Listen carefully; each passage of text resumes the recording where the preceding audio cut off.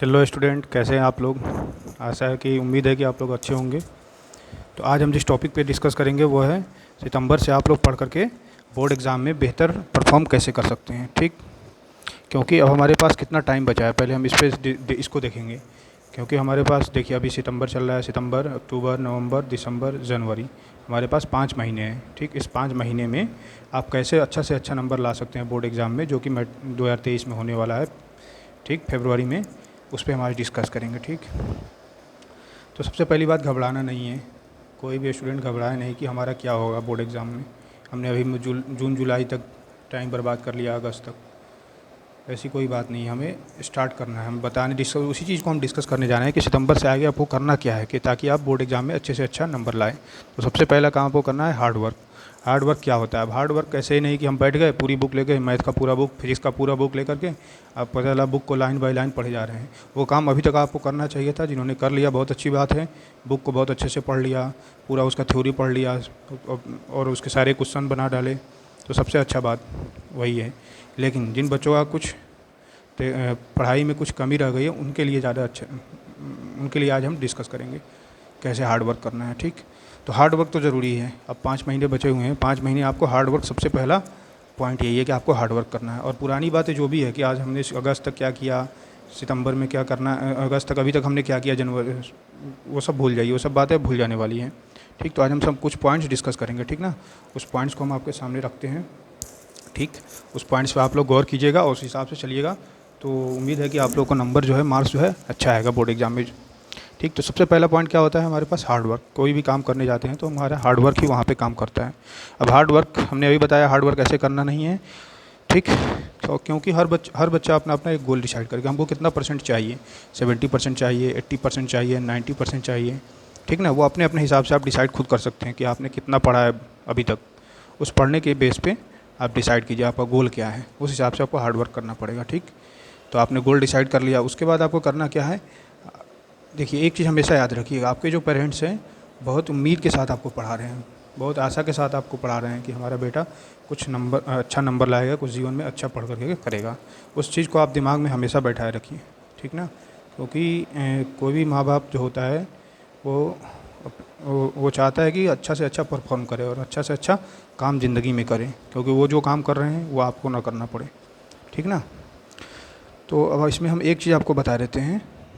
ये बात ये है कि आप इसमें, जैसे आप अगस्त तक, अभी तक बहुत सारे बच्चे ऐसे करते थे, कभी पढ़ लिया, कभी छोड़ दिया, कभी घूमने निकल गए, कभी यूट्यूब पे टाइम पास कर रहे हैं, कभी फेसबुक पे टाइम पास कर रहे हैं, कभी इधर कभी उधर, कभी मन करा तो दिन और रात पूरे दिन बैठे ही रह गए, पढ़ते रह गए। और कहीं पता चला कि 2 3 3 दिन गोल है, पढ़ाई चौपट है। ठीक, उस तरह से आपको नहीं करना है। सबसे पहला आपको काम करना है कि आपको डेली पढ़ना है। आज से, सितंबर से डेली आपको पढ़ाई करनी है। ये नहीं कि हाँ एक दिन छोड़ना है, डेली पढ़ना है। और ये डेली पढ़ने का मतलब ये नहीं कि पूरे दिन और पूरे रात पढ़ते ही रहना है। ठीक, डेली आपको पढ़ना है। कुछ टाइम आप बनाइए, 4 घंटे, 5 घंटे, 6 घंटे, जितना आपको पढ़ना है। आप जितना मतलब जितना आप बैठ सकते हैं पढ़ाई पे। ये नहीं कि किताब लेके बैठे हुए हैं, उस तरह वाली भी नहीं, मतलब प्रोडक्टिव पढ़ाई जिससे कुछ रिजल्ट आने की उम्मीद है। ठीक, और कल से लेकर आज करें, आज तक, मतलब कल से लेकर आज का मतलब ये मैं बता रहा हूँ कि पहले जो आपने पढ़ा और अब क्या पढ़ना है, दोनों में बहुत डिफरेंस है। अगस्त तक आपने क्या पढ़ा उसके बाद और सितंबर से आपको क्या पढ़ना है, इनमें बहुत डिफरेंस है। क्योंकि हमारा मैट्रिक का एग्ज़ाम जो होता है ना, उसको देखते हुए आपको पढ़ना है। एग्ज़ाम में क्या क्या होता है, ऑब्जेक्टिव क्वेश्चन पूछता है, फिर सब्जेक्टिव क्वेश्चन पूछता है। तो ऑब्जेक्टिव का पता ही है, ऑब्जेक्टिव कितना रहता है, सब्जेक्टिव कितना रहता है, ये तो हर बच्चे को पता होता है। ठीक ना, तो उस हिसाब से आपको पढ़ना है। तो ऑब्जेक्टिव के लिए आप क्या कीजिए कि कोई गेस, कोई गाइड या कोई ऑनलाइन प्लेटफॉर्म, कोई भी चैनल से, जैसे मेरा भी एक चैनल है लर्न विथ इकबाल यूट्यूब पे, और इस पर 10 अक्टूबर से आपको क्रैश कोर्स मिलेगा। आप इसको सब्सक्राइब कर ले तो आपके लिए अच्छा रहेगा, फ़ायदेमंद रहेगा। इस पर हम इंपॉर्टेंट क्वेश्चन जो भी है उसको हम डिस्कस करेंगे। ठीक ना, तो वहाँ से आप ऑब्जेक्टिव क्वेश्चन का एक नोट्स बना लीजिए सारे सब्जेक्ट का, जैसे फिजिक्स हो गया, केमिस्ट्री हो गया, मैथ हो गया, बायो हो गया। ठीक, हिस्ट्री हो गया, ज्योग्राफी हो गया, हिंदी हो गया, उर्दू हो गया, सबका इंपॉर्टेंट एक ऑब्जेक्टिव क्वेश्चन एक नोट्स में आप लिख लीजिए। 100, 150, 200 इस तरह के क्वेश्चन ऑब्जेक्टिव हर सब्जेक्ट का आप एक अलग नोट पे बना लीजिए। ठीक, और उसको याद कीजिए। ऑब्जेक्टिव क्वेश्चन याद ही, बार बार उसको रिवीजन कीजिए, बार बार रिवीजन कीजिए, वो मेमोरी में आपके आ जाएगा। ठीक, तो ऑब्जेक्टिव क्वेश्चन का मसला ख़त्म हो गया। करना क्या है, 2 3 साल का प्रीवियस ईयर का उठाना है क्वेश्चन, जो इंपॉर्टेंट क्वेश्चन है उसका एक नोट्स बनाना है और उसको अपने पास रखना, हर सब्जेक्ट का, फिजिक्स का अलग, मैथ का अलग, केमिस्ट्री का अलग, हिंदी का अलग, उर्दू का अलग, जिसका जो सब्जेक्ट्स है अपने हिसाब से चुन के देख के कर लीजिएगा, ठीक ना। तो ऑब्जेक्टिव क्वेश्चन इस तरह से आपका हो गया, ठीक। अब इसमें एक ये चीज़ हमेशा याद रखना है कि इसमें अब ज़्यादा आपको कोचिंग में नहीं भटकना है, इस कोचिंग में, उस कोचिंग में, यहाँ वहाँ, इस सब्जेक्ट, ये किताब, वो गेस, ये गाइड, ये, क्योंकि देखिए बेसिक चीज़ ये जो है कि सिलेबस जो है ना सबका सेम है, NCERT ही है। क्वेश्चन जो ही बनेगा वो उसी बुक से बनेगा, ऑब्जेक्टिव भी वहीं से आएगा, ठीक। ऐसा नहीं कि बुक से बाहर का कोई क्वेश्चन उठा के कोई बोर्ड वाले देते, नहीं, ऐसा नहीं होता है। आप 2-3 साल 4 साल का क्वेश्चन उठा के देख लीजिए, ऐसा होगा लगेगा कि 1 साल पूछा फिर 1-2 साल के बाद वही क्वेश्चन आ रहा है, ठीक ना। तो इसलिए ज़्यादा क्वेश्चन मतलब ज़्यादा सोच मत लास्ट कि हम इस चैनल यहाँ से पढ़ेंगे तो हमको ज़्यादा नंबर आएगा, वहाँ से पढ़ेंगे तो ज़्यादा नंबर आएगा, ऐसी कोई बात नहीं है। आप ठीक सेल्फ स्टडी पे ध्यान दीजिए, एक बुक पकड़ लीजिए, मतलब एक गेस और गाइड पकड़ लीजिए, ठीक, और उससे ऑब्जेक्टिव क्वेश्चन लीजिए 2-3 साल का, 4 साल का, और उसमें से इम्पोर्टेंट निकाल करके जो बार बार पूछता है उनको तो इम्पोर्टेंट होता है, ये सबको पता है। जो अधिकतम टाइम पूछता है, जो बार बार क्वेश्चन पूछा जाता है वो इम्पोर्टेंट हो जाता है, ठीक। और बाकी सब क्वेश्चन भी इम्पोर्टेंट बना लीजिए, 100, 150, 200 इस तरह से हर सब्जेक्ट का क्वेश्चन ऑब्जेक्टिव बना के और उसको एक जगह रख लीजिए पिनअप करके, और उसको बार बार रिवाइज कीजिए हर सब्जेक्ट के लिए, तो ऑब्जेक्टिव का आपका मसला सॉल्व हो गया। क्योंकि एक चीज़ याद रखिए हमेशा, एक दिन में कुछ होता नहीं है, वो कहावत याद है ना आपको, बूंद बूंद से घड़ा भरता है, ठीक। तो एक एक करके, एक एक दिन आप कीजिएगा मेहनत, रिवाइज़ कीजिएगा, तो उम्मीद है कि आपका नंबर अच्छा आएगा, ठीक है। अब हम थोड़ा सा डिस्कस करेंगे किस तरह के क्वेश्चन पे, सब्जेक्टिव क्वेश्चन पे, ठीक ना। अब देखिए सब्जेक्टिव क्वेश्चन में क्या होता है, कितने मार्क्स का होता है, ये सबको पता है, इस पर डिस्कस करने का कोई मसला नहीं है कि हाँ हमको बताया आपको कि सब्जेक्टिव इतने मार्क्स का आता है, ऑब्जेक्टिव इतने मार्क्स का आता है, ये सब बच्चों को लगभग पता होता है। सब बच्चे ऑनलाइन सर्च कर लेते हैं, बुक में देख लेते हैं, कहीं गेस पेपर, कहीं गाइड पेपर, सब लिखा होता है कितने नंबर का आएगा, क्या आएगा। वो याद करने की उसको ज़रूरत नहीं है कितना नंबर का आएगा सब्जेक्टिव, कितना नंबर का ऑब्जेक्टिव, बस करना कैसे इस पर ध्यान देना है, कैसे हम इसको हैंडल करें। तो ऑब्जेक्टिव हमने बता दिया, अब सब्जेक्टिव पे देखिए। सब्जेक्टिव में ये भी वैसा ही क्वेश्चन होता है, बुक से ही डायरेक्ट क्वेश्चन आता है, ये नहीं कि बुक आउट ऑफ बुक्स, मतलब किताब से बाहर कोई भी प्रश्न नहीं आएगा। तो कुछ इंपॉर्टेंट क्वेश्चंस होते हैं, ठीक ना, जो कि बार बार पूछे जाते हैं, वो तो आपको उसी तरह का नोट्स बनाना है जैसे हमने ऑब्जेक्टिव में बताया।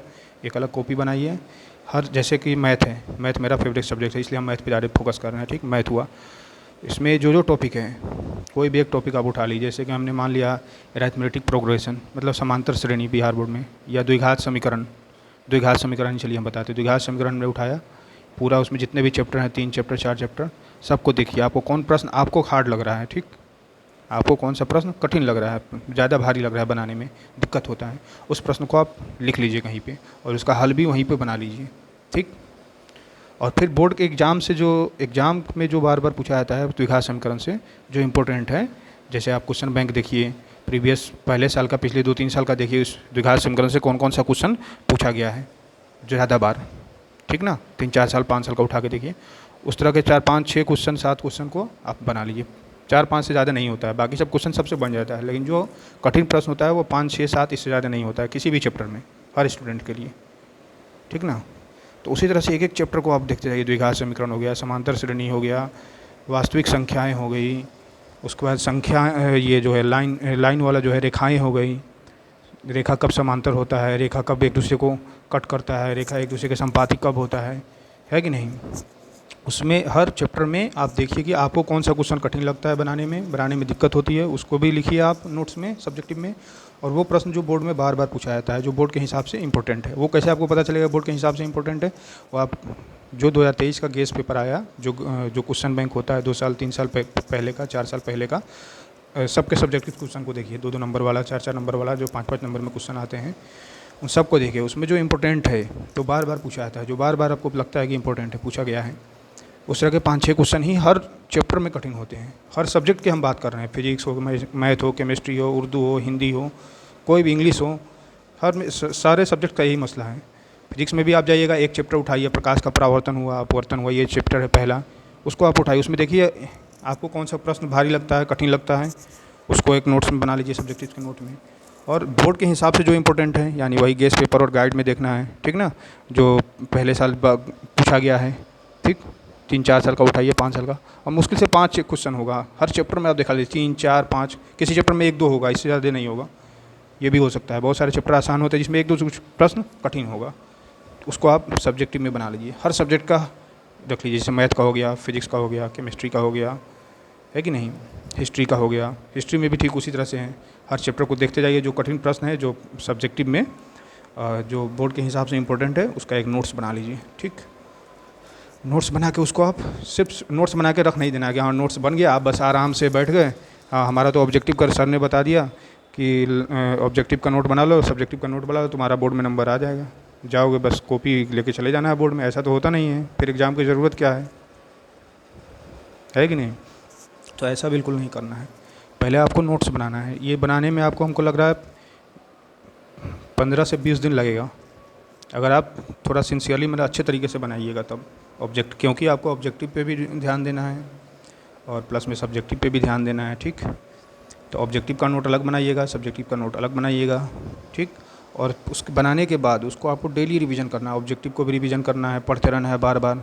उसी तरह से सब्जेक्टिव को भी, जो क्वेश्चन नहीं बन रहा हो, जैसे मैथ का ही कोई प्रश्न हो तो उसको आप क्वेश्चन पढ़िए और उसको बार बार लिख लिख के बनाइए, मुजबानी उसको मत पढ़िए सब्जेक्टिव को, ऑब्जेक्टिव को मुजबानी पढ़िए, क्योंकि ऑब्जेक्टिव है ना उसको देखना ही देखना है, उसमें टिक लगाना होता है ऑब्जेक्टिव में कौन सही है, चार ऑप्शन होता है उसमें से कोई एक सही होता है। ठीक, सब्जेक्टिव को कभी ऐसे पढ़िए मत, सब्जेक्टिव कोई भी प्रश्न हो, या तो फिजिक्स का हो या मैथ का हो या कोई भी हो, उस प्रश्न को पढ़िए और खुद से कॉपी और कलम लेकर उसको खुद से हल करने की कोशिश कीजिए कि हम हल कर रहे हैं, और देखिए कहाँ फंसते हैं आप, मतलब कहाँ पे आपको दिक्कत होता है बनाने में। उसको बार बार बनाइए, बार बार बनाइए, एक बार नहीं 4 बार 5 बार बनाइए, और जो प्रश्न कठिन लगे उसे और बनाइए ताकि वो आपके समझ में आए और बनाने में आसानी हो जाए, तभी आप बोर्ड के एग्ज़ाम में जाकर आप अच्छे से बना पाइएगा और आपका नंबर भी अच्छा आएगा। ठीक, नहीं तो यहाँ पे अगर आप घर पे बैठ के कोई प्रश्न रखा हुआ है, सॉल्यूशन भी हल भी रखा हुआ है, अगर आप उसको बनाने में नहीं बन पा रहा है तो इसका मतलब आप बोर्ड में भी नहीं बना पाइएगा, है कि नहीं। एग्ज़ाम में भी आपको दिक्कत ही होना है, क्योंकि वहाँ पे ऐसे नहीं होता कि हाँ सबके पास नोट्स होता है, आंसर होता है, यहाँ तो आंसर मौजूद है, अगर नहीं बनता है तो आप देख सकते हैं। ठीक, और वहाँ पे भीड़ भी बहुत ज़्यादा होती है, बच्चे आते हैं, उसका टाइम का वो रहता है कि भाई 3 घंटा में आपको हल करना है, तो प्रैक्टिस रहेगा ना, बार बार प्रैक्टिस उसको कीजिए। ठीक, तो यही आपको करना है सुबह शाम। अब ये नहीं कि पूरा दिन बैठ के हम प्रश्न ही लगा रहे हैं, एक ही सब्जेक्ट लेकर बैठे, नहीं, सारे सब्जेक्ट्स को आपको फोकस करना है, फिजिक्स पे, साइंस पे भी, मैथ पे भी, सोशल साइंस पे भी, है कि नहीं। इन सब पे टाइम देना है, ज़्यादा टाइम, जो सब्जेक्ट आपका कमज़ोर ज़्यादा हो, जैसे कि किसी का गणित कमज़ोर होता है, मैथ कमज़ोर होता है, तो उस पर कुछ ज़्यादा टाइम दीजिए।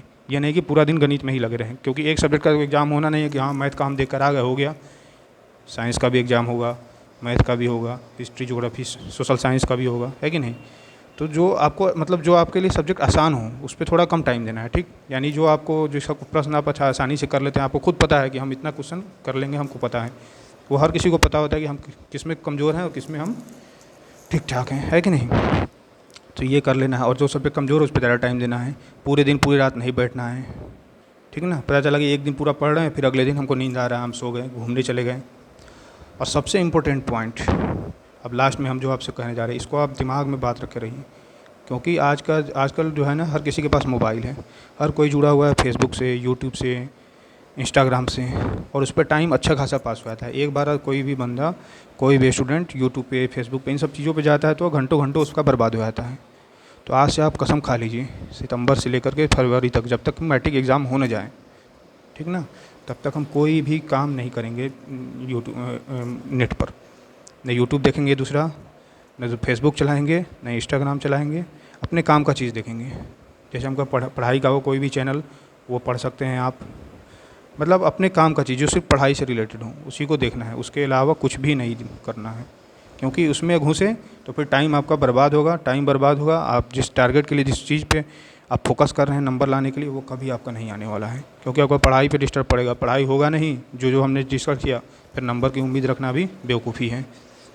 तो सोशल मीडिया से दूर रहिए। हम ये नहीं कहते सोशल मीडिया को भूल जाइए, छोड़ दीजिए हमेशा के लिए, ना, आप जब तक एग्ज़ाम नहीं हो रहा है तब तक इस 4-5 महीने 6 महीने आप उससे दूर रहिए, फिर एग्ज़ाम दे लीजिएगा, फिर खूब बैठ के सुकून से, उसके बाद टाइम ही होता है, आराम से बैठ के खूब यूट्यूब फेसबुक करते रहिएगा, है कि नहीं, और नंबर आ जाएगा तो और खुशी होगा आपको, उसके बाद और खुशी होगा, है कि नहीं, फिर 10,000 रुपया भी मिलेगा आपको फर्स्ट डिवीज़न कीजिएगा तो, है कि नहीं।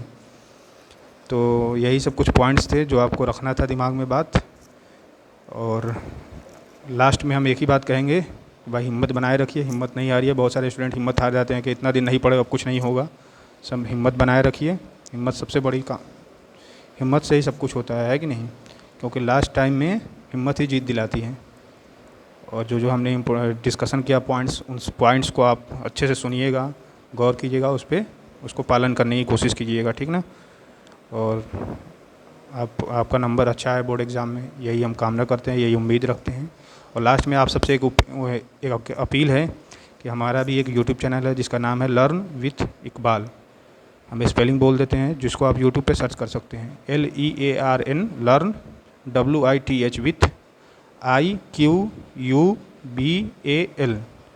एक बार और हम रिपीट कर देते हैं, LEARN learn WITH with IQUBAL Iqbal. इसको यूट्यूब पे सर्च कीजिए और इसको सब्सक्राइब कीजिए इस चैनल को, ठीक ना।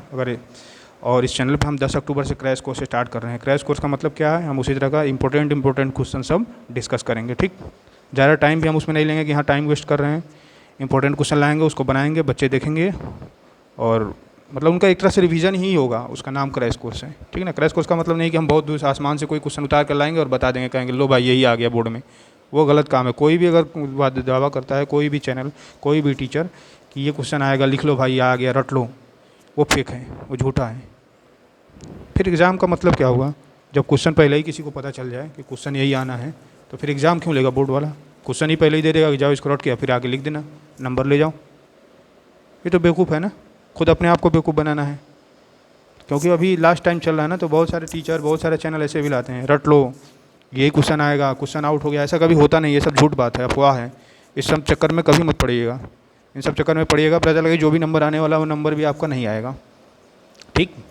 तो 10 अक्टूबर से हमारा याद रखिए, 10 अक्टूबर से लर्न विथ इकबाल पे यूट्यूब चैनल है हमारा, वहाँ पे क्रैश कोर्स आएगा। उसमें हम इंपॉर्टेंट क्वेश्चन जो भी होगा उसको हम बार बार रिपीट करेंगे, बनाएंगे, उसको समझाने की कोशिश करेंगे और जो भी पॉइंट्स दिए उसको आप समझिए, ठीक। और जो जो पढ़िए उसको रिवाइज़ कीजिए और सोशल मीडिया से हमें दूर हो जाइए 5-6 महीने के लिए। कोई भी सोशल मीडिया अकवास बकवास न्यूज़, ये वो, YouTube, Facebook, Instagram, this that, video बनाइए, ये वो, सब कुछ भूल जाना है, तभी आप अपने गोल पे, अपने लक्ष्य को पा सकते हैं, ठीक ना। और सबसे इम्पोर्टेंट बात, आप अपने पेरेंट्स को याद रखिए, माँ बाप को याद रखिए जो आपको पढ़ा रहे हैं, है कि नहीं। इसी उम्मीद से आपको पढ़ा रहे हैं कि आपका नंबर अच्छा है, आप अच्छा करें, अच्छा पढ़ाई में हो, खुशी मिलेगी, आपको ही खुशी मिलेगी, आपको अच्छा लगेगा जब आप फर्स्ट डिवीज़न करेंगे तो, है कि नहीं। और प्लस में अगर फर्स्ट डिवीज़न किया तो 10,000 रुपये गवर्नमेंट सरकार देती ही है, तो उसमें और आपको खुशी मिलेगा, ठीक ना। तो हमारे चैनल को आपसे उम्मीद है कि आप सब्सक्राइब करेंगे लर्न विथ इकबाल को। हम लिंक जो है अपने चैनल का डिस्क्रिप्शन में डाल दिए हैं, ठीक ना। जो हमारा चैनल है उसका लिंक डिस्क्रिप्शन में डाल दिए हैं, वहाँ पे क्लिक करके वहाँ से सब्सक्राइब कर लीजिए हमारा चैनल और शेयर कीजिए अपने दोस्तों के साथ। और लास्ट में thank you all students, best of luck.